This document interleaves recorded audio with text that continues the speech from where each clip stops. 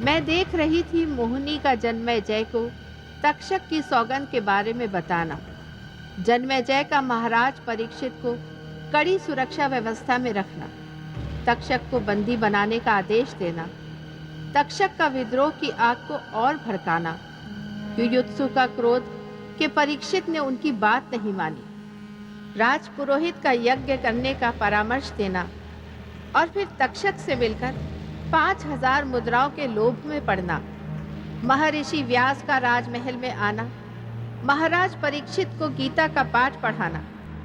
मैं ये सब देख रही थी और सोच रही थी कि एक ओर तक्षक की सौगंध, दूसरी ओर महाराज की कड़ी सुरक्षा, तीसरी ओर महर्षि व्यास का परामर्श तथा चौथी ओर कलयुग का बढ़ता हुआ प्रभाव। परिणाम कोई नहीं जानता था, केवल मैं जानती थी, या फिर समय। जीवन और मृत्यु के बीच केवल एक ही वस्तु है, कर्म। मनुष्य को तो उसके केवल कर्मों का ही फल मिलता है। यह उपदेश श्री कृष्ण ने आपके पितामह अर्जुन को दिया था और आज उन्हीं के वचनों को मैं आपके सामने प्रस्तुत कर रहा हूं। नैनम छिन्दन्ति शस्त्राणि, नैनम दहति पावकः, न चैनम क्लेदयन्त्यापो, न शोषयति मारुतः। अर्थात आत्मा अमर है, अजर है, अविनाशी है, उसका अंत नहीं होता।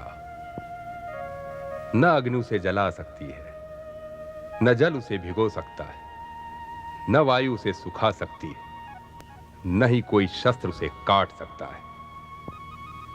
राजन, अपने मन से हर प्रकार का भय निकाल दीजिए, ईश्वर पर आस्था रखिए, उसकी शरण में जाइए। आपको सुरक्षा की कोई आवश्यकता नहीं। आपका यह स्थान तो आपकी प्रजा का हृदय है। आप अपना कर्तव्य समझकर प्रजा के समक्ष जाइए और उनसे क्षमा मांगिए।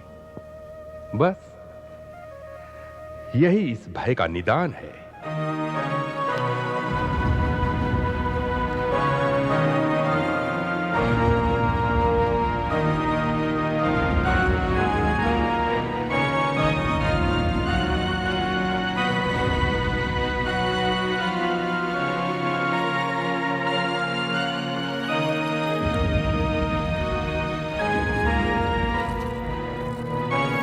महाराज, कहां जा रहे हैं आप?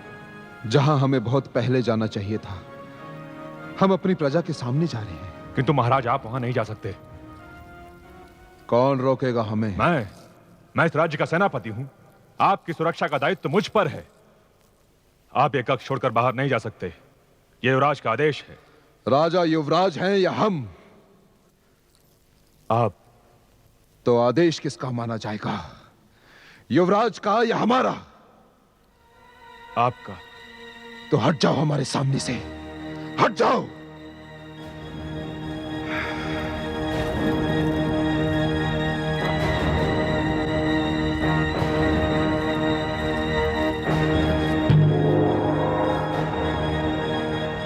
सैनिक, खोलो इसे। महाराज, युवराज का आदेश है कि आप राजमहल से बाहर नहीं जा सकते। हम कहते हैं कि खोलो इसे। महाराज, हम आपके साथ चलें? हमारे साथ कोई नहीं जाएगा।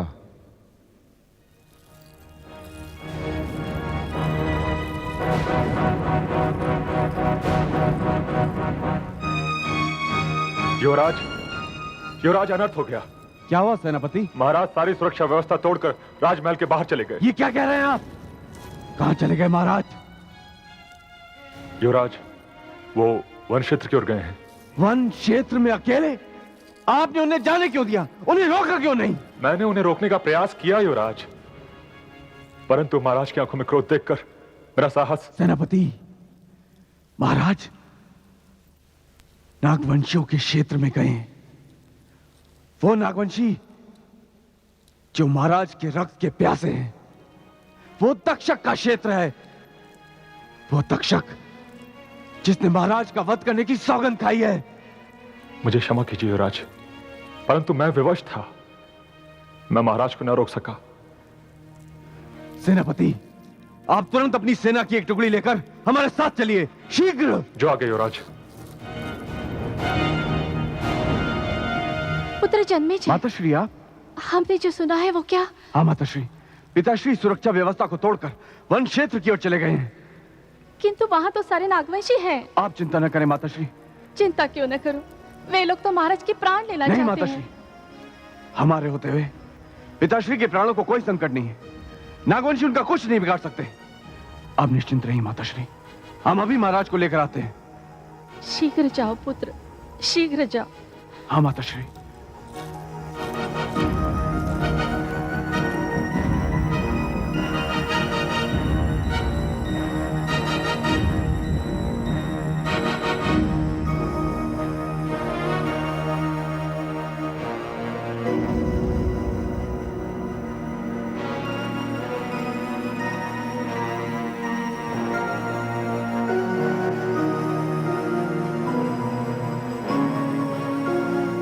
महाराज,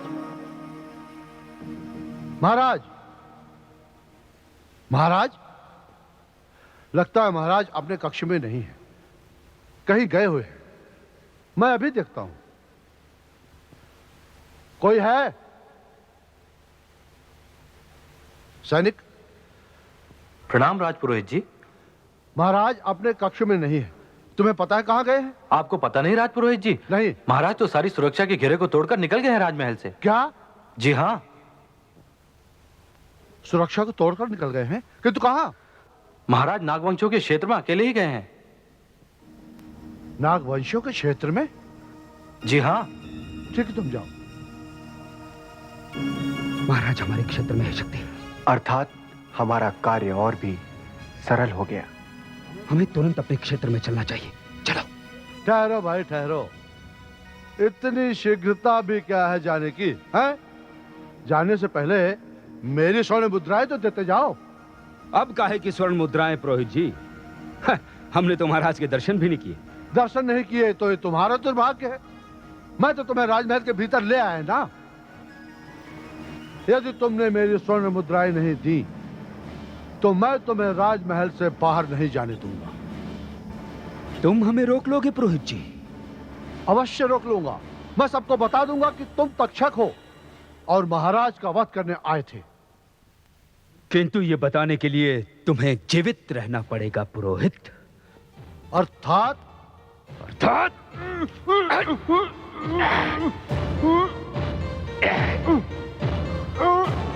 हमारा भेद खोलेगा तुम।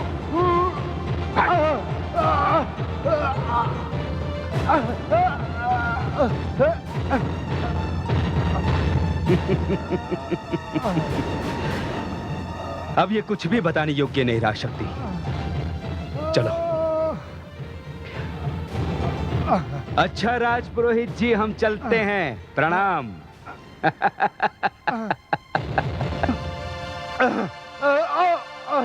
मैं राजपुरोहित होकर भी अपने कर्तव्य को भूल गया।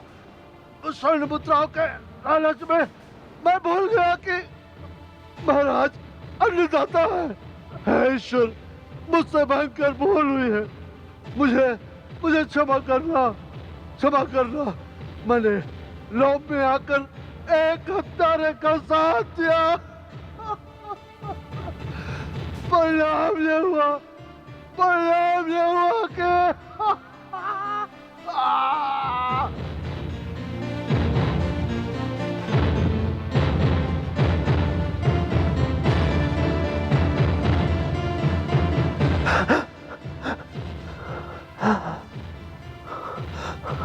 महाराज के कक्ष में राजपुरोहित की हत्या और वो ऋषि।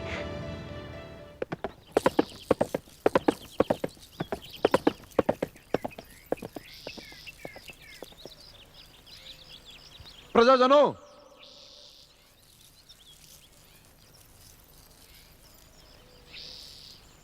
गजुर प्रधान। महाराज परीक्षित, यहाँ कोई है इस बस्ती में? महाराज परीक्षित, कहां गए सब? परीक्षित, आज तू बच कर नहीं जाएगा। गजुर प्रधान। राजा परीक्षित, राजा परीक्षित।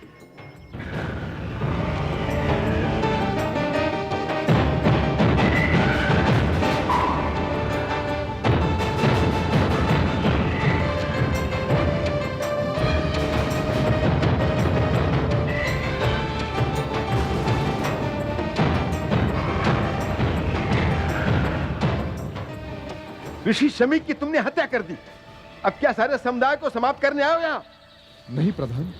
किंतु मैं ऐसा होने नहीं दूंगा। हमने भी सौगंध खाई तुम्हारी हत्या करने की। अच्छा हुआ तुम स्वयं यहां चलकर आ गए। आज मैं आप सबके सामने आया हूं, आप सबको यह बताने कि ऋषि शमीक की हत्या मैंने नहीं की। ऋषि शमीक की हत्या तुमने नहीं की तो किसने की?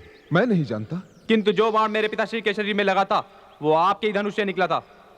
यह सत्य है कि मैं आखेट के लिए आया था इस क्षेत्र में एक हिरन के पीछे।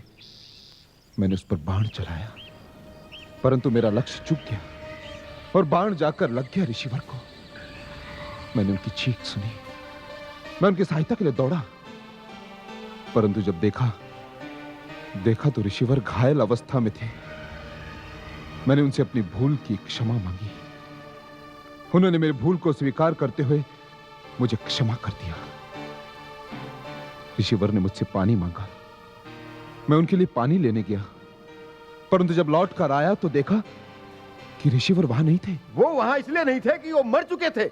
नहीं, जब मैं उन्हें वहां छोड़कर गया था तो वे जीवित थे। यदि वो जीवित होते, उनके मृत शरीर को तक्षक यहाँ कैसे लाता? तुमने मारा उन्हें, तुमने। मेरा विश्वास करो गजुर प्रधान, मैं क्यों मारता उन्हें? मुझसे क्या बैर था उनका? बैर था, वो आर्यों की शरण में ना रहकर नागवंशियों की शरण में आ गए थे। आपके अहंकार को ठेस लगी। आपने उन्हें चेतावनी दी थी कि वो नागवंशियों के साथ ना रहें। जब उन्होंने आपकी बात नहीं मानी तो आपने उनका वध कर दिया। ये सब बातें तक्षक ने अपनी आंखों से देखी हैं, अपने कानों से सुनी है, और उसी ने आके हम सबको ये बताया है। ये झूठ है। जब ऋषिवर घायल अवस्था में थे तब तक्षक वहां नहीं था। हो सकता है हमारे जाने के पश्चात तक्षक वहां आया हो और उसी ने ऋषिवर की हत्या की हो। किंतु तक्षक ऐसा क्यों करेगा? आप तक्षक से घृणा करते हैं महाराज। घृणा तो उसके मन में आर्यों के प्रति, परंतु हमारे मन में कोई घृणा नहीं। अरे तक्षक को तो चोरी के अपराध में प्रस्तुत किया था हमारे सामने। हमने तो उसके दोनों हाथ काटने का दंड भी दिया था, परंतु ऋषि जर के कहने पर हमने उसे क्षमा कर दिया। हमारी दृष्टि में आर्य और नागवंशियों के बीच कोई अंतर नहीं, और इसका प्रमाण है कि हमने तक्षक की पुत्री मोहिनी को अपनी पुत्र वधू बनाने का निर्णय किया है। और ये प्रथम बार नहीं है, इससे पहले भी हमारे पूर्वजों ने असुर और नागवंशी कन्याओं से विवाह किया है। महारानी शर्मिष्ठा और महारानी कुंती इसके सबसे बड़े उदाहरण हैं। किंतु यह सब कहने से ऋषि शमीक की हत्या का अपराध तो नहीं धुल जाता? मैं अब भी कहता हूं, मैंने ऋषिवर की हत्या नहीं की। जब मुझे उनके मृत्यु का समाचार मिला तो साथ ही साथ मुझे यह समाचार भी मिला कि नागवंशियों ने मेरा वध करने की सौगंध खाई है। उस समय थोड़ी देर के लिए मेरे मन में भय उत्पन्न हो गया, इसलिए मैं आपके सामने क्षमा मांगने नहीं आ सका। परंतु आज मेरी अंतरात्मा, मेरे कर्तव्य ने मुझे विवश कर दिया आप सबके बीच आने के लिए। आज मैं महाराज परीक्षित आप सबके सामने क्षमा याचना करता हूं। आप सब मुझे क्षमा कर दें, मुझे क्षमा कर दें।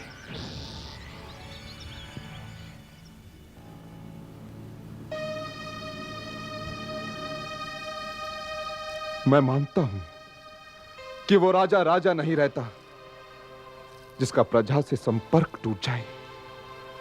वो राजा राजा नहीं रहता जिसे प्रजा रक्षक नहीं भक्षक समझे।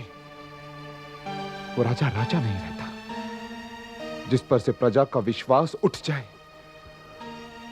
मैं आपसे फिर कहता हूं, यह अपराध मैंने नहीं किया। यदि फिर भी आपकी दृष्टि में मैं अपराधी हूं, तो मुझे इसका दंड अवश्य दीजिए। जब प्रजा अपराध करती है तो राजा उसे दंड देता है, परंतु जब कोई राजा अपराध करे तो उसे दंड देने का प्रजा को पूरा अधिकार है। यदि तुम समझते हो कि मैंने तुम्हारे पिताश्री की हत्या की है, तो यह लो खड़ग और कर दो मेरा वध और ले लो अपने पिताश्री की हत्या का प्रतिशोध। मैं तुम्हें वचन देता हूं कि मेरा कोई भी अधिकारी अपनी कोई भी प्रतिक्रिया व्यक्त नहीं करेगा तुम्हारे विरुद्ध।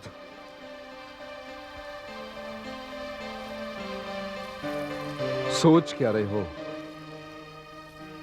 मैं तुम्हें एक अपराधी को दंड देने का अधिकार दे रहा हूं। ये लो खड़ग और कर दो मेरा वध और मुझे इस अपराध के भार से मुक्त कर दो।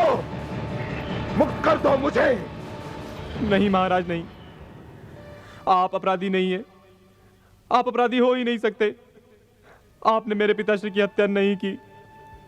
आप तो महान है महाराज, महान है। आपने सार्वजनिक क्षमा याचना करके यह सिद्ध कर दिया कि आप सचमुच न्यायप्रिय हैं, प्रजाप्रिय हैं। मेरे पिता की मृत्यु के कारण आपके प्रति मेरे हृदय में जो आक्रोश और प्रतिशोध की भावना घर कर गई थी, वो अब समाप्त हो चुकी है। मैं आपको अपने हृदय से क्षमा करता हूं महाराज, क्षमा करता हूं मैं आपको। महाराज, श्रृंगी सत्य कहता है, आप निर्दोष हैं। आपको हम सभी ने क्षमा कर दिया है। हम बदले की भावना में भड़क उठे थे। आप भी हमें क्षमा कर दीजिए। हम समस्त नागवंशी समुदाय की ओर से वचन देते हैं कि आज से आपका कोई शत्रु नहीं है। हमारे मन में कोई द्वेष नहीं है, हमारे मन में कोई घृणा नहीं है। यदि ये भावना किसी के अंदर पैदा हुई तो हम प्रतिज्ञा करते हैं इन्हीं हाथों से उसका वध कर देंगे।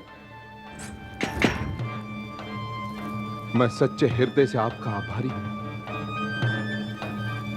और आप सबका भी आभारी हूं मैं।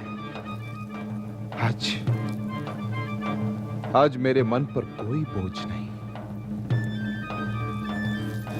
अब सबका बहुत बहुत धन्यवाद।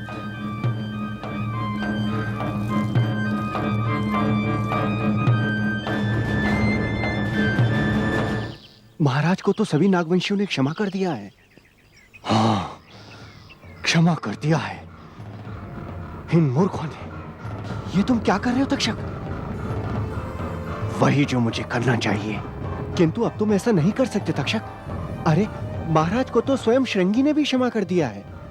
किंतु मैं क्षमा नहीं करूंगा, नहीं क्षमा करूंगा। मैं अपनी सौगंध पूरी करूंगा। तुमने भी तुम मेरे साथ सौगंध खाई थी शक्ति, किंतु अब वह स्थिति समाप्त हो गई है तक्षक। रुक जाओ तक्षक, रुक जाओ। धनुष पर चढ़ा बाण कभी रुका है? महाराज!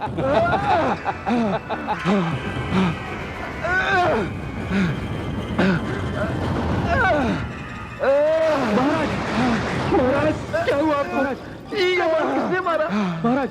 श्रृंगी! महाराज को किसने बाण मारा? अरे महाराज, महाराज महाराज, संभालिए अपने आप को। महाराज, संभालिए अपने आप को। अरे महाराज! पिताश्री, पिताश्री, हट जाओ तुम सब।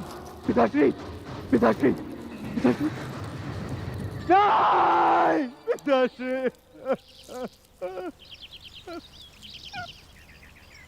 किसने चलाया ये बाण? किसने चलाया ये बाण?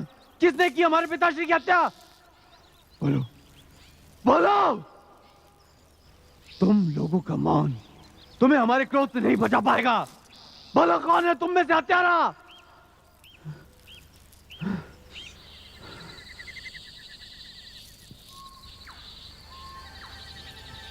तू बोल, किसने किया ये घोर अपराध? किसने की महाराज की हत्या? हम नहीं जानते युवराज, हम नहीं जानते कि महाराज पर बाण किसने चलाया। महाराज तो यहाँ हमसे क्षमा मांगने आए थे और हम सबने उन्हें क्षमा भी कर दिया था। प्रधान, तू बता, हत्यारा कौन है? युवराज, श्रृंगी सत्य कह रहा है। हम सबने उनको क्षमा कर दिया था। झूठ, झूठ है ये सब तुम लोगों का षड्यंत्र है।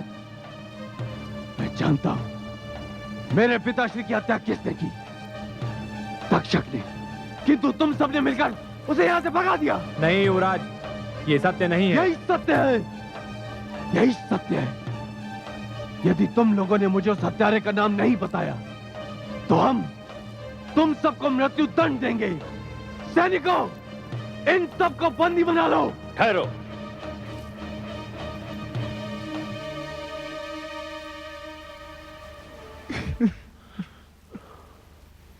दादाश्री, इन लोगों ने मेरे पिताश्री की हत्या कर दी। हत्यारे ये सब।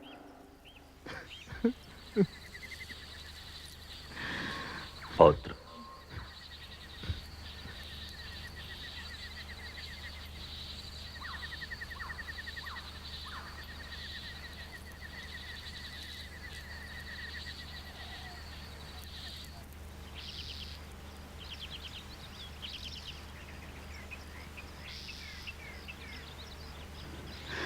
दादाश्री, मैं इन लोगों को नहीं छोड़ूंगा।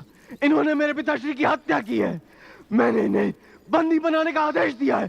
सैनिकों, बंदी बना लो इन सबको। नहीं, ऐसा नहीं होगा। दादाश्री, ये क्या कह रहे हैं आप? ये सारे लोग हत्यारे हैं, अपराधी हैं ये। अपराधी ये नहीं, मैं अपराधी को जानता हूं। वो तक्षक है। तक्षक ने ही की है महाराज परीक्षित की हत्या।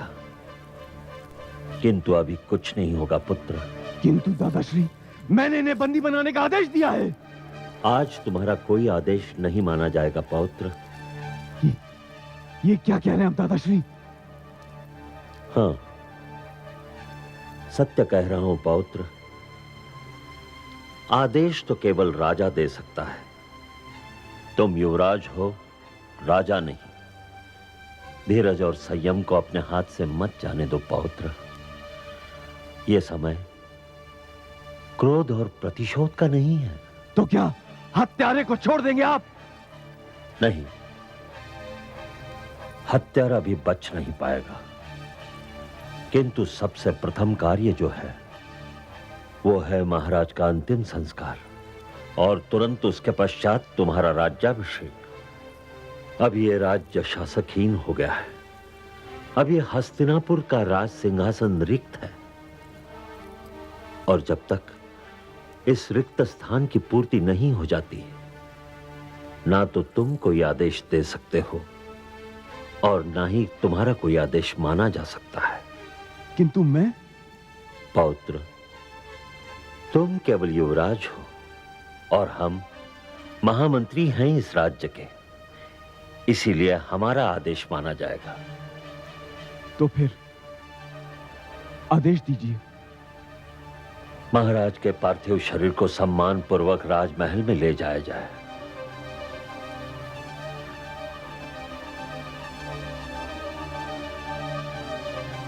आदेश का पालन होगा। पौत्र, महाराज के मृत्यु का कारण केवल एक ही है। संसार में उनका समय समाप्त हो गया। काल को तो एक बहाना चाहिए। मनुष्य हर वस्तु से लड़ सकता है किंतु काल से नहीं।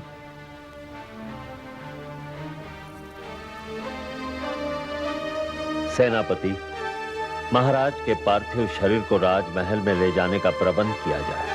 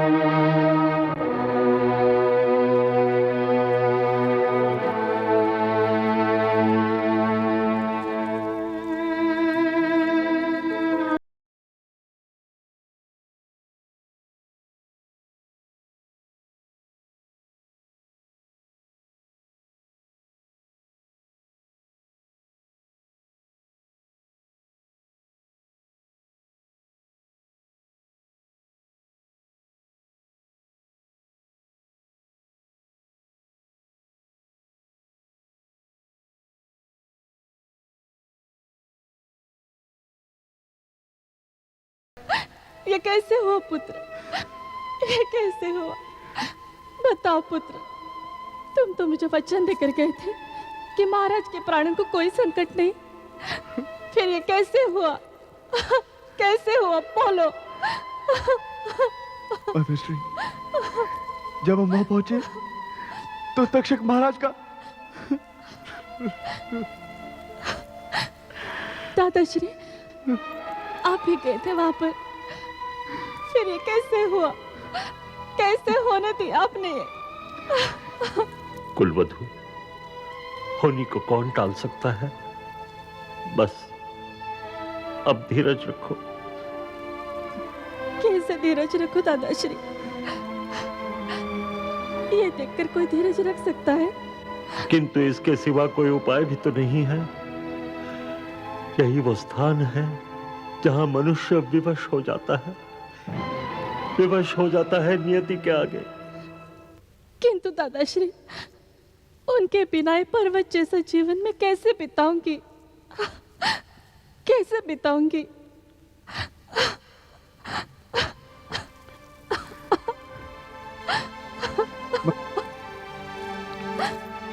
कुलवधु, कुलवधु,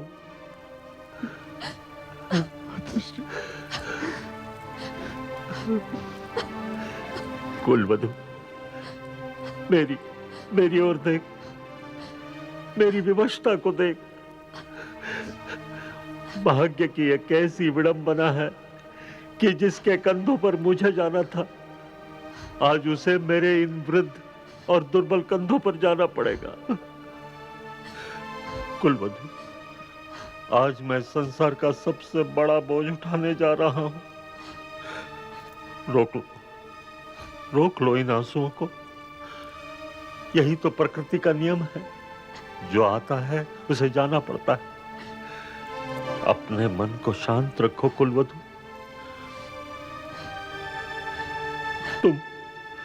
तुम उनकी अर्धांगिनी हो। उनके जाने के पश्चात तुम्हारे सर पर भी उत्तरदायित्व का एक बोझ है। महाराज की अधूरी इच्छाओं को पूर्ण करना है, उनके सपनों को साकार करना है तुम्हें। किंतु सबसे प्रथम कार्य है महाराज का अंतिम संस्कार। शांत हो जाओ, शांत हो जाओ कुलवधु, शांत हो जाओ।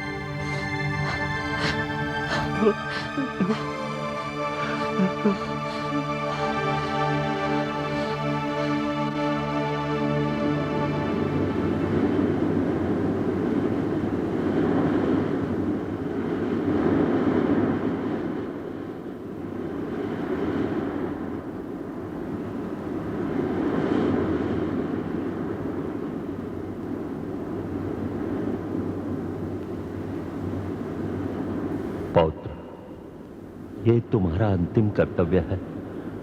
अपने पिताश्री को मुखाग्नि दो। जाओ।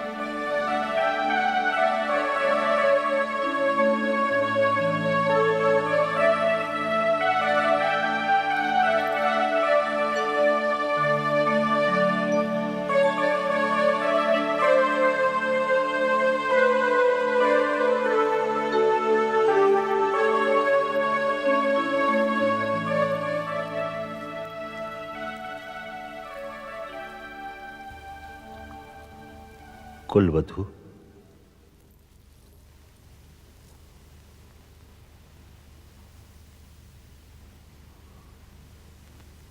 कुलवधु, जब मुख से ये शब्द निकलते हैं कि धीरज रखो, तब आंखों से आंसू बह निकलते हैं। तुम केवल महाराज परीक्षित की धर्म पत्नी ही नहीं, उनके पुत्र की मां भी हो। महाराज परीक्षित की अचानक मृत्यु से राज सिंहासन सूना पड़ा है। सबसे अनिवार्य जो कार्य है इस समय, वो है युवराज जन्मेजय का राज्याभिषेक, जिसके लिए वो तैयार नहीं है। ये तुम्हारा कर्तव्य है अपने पुत्र को समझाना, भरे और दुखी हृदय से ही सही, किंतु ये कार्य संपन्न होना है। ये महाराज परीक्षित की अंतिम इच्छा थी। वो अपने पुत्र का राज्याभिषेक देखना चाहते थे। अब यदि उनकी इस इच्छा की पूर्ति होगी तो उनकी आत्मा को शांति होगी। हाँ दादाश्री, मैं तो अपने दुख में भूल ही गई थी। महाराज की इच्छा अवश्य पूरी होगी।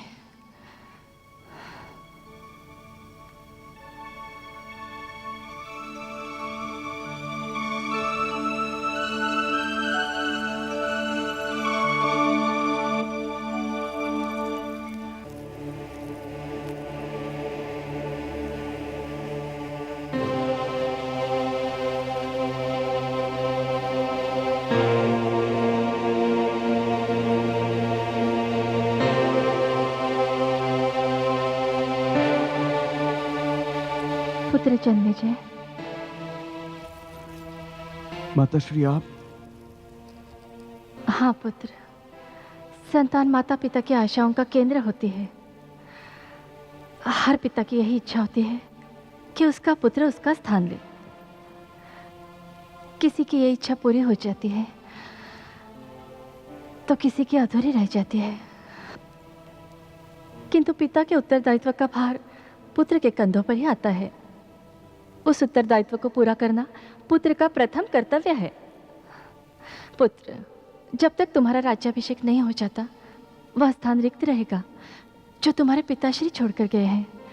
किंतु माताश्री, इस समय ये मेरे लिए असंभव है।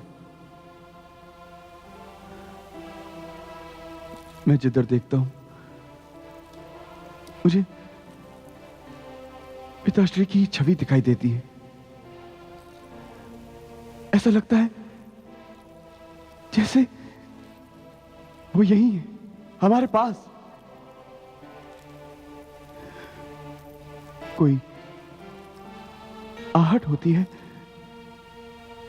तो ऐसा लगता है कि वो आ गए।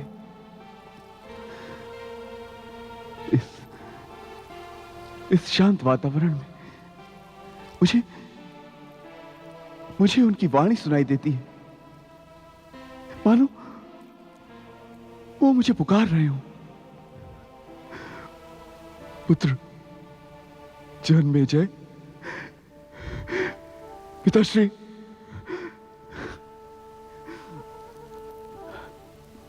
नहीं माताश्री, इस समय मेरा राज्याभिषेक नहीं हो सकता। नहीं पुत्र, जिस प्रकार दृष्टि के बिना नेत्र नहीं होते, धड़कन के बिना हृदय नहीं होता और आत्मा के बिना शरीर नहीं होता, उसी प्रकार राजा के बिना राज्य नहीं होता। हस्तिनापुर का सिंहासन सुना पड़ा हुआ है, उसे तुम्हारी प्रतीक्षा है पुत्र। और ये तो तुम्हारे पिताश्री की भी अंतिम इच्छा थी। वे तुम्हें इस स्थान पर देखना चाहते थे। उनकी इच्छा पूर्ण करो पुत्र। मैं उनकी आंखों से तुम्हें इस स्थान पर देखना चाहती हूँ, और यदि उनकी इच्छा पूर्ण न हुई तो उनकी आत्मा को कभी शांति नहीं मिलेगी।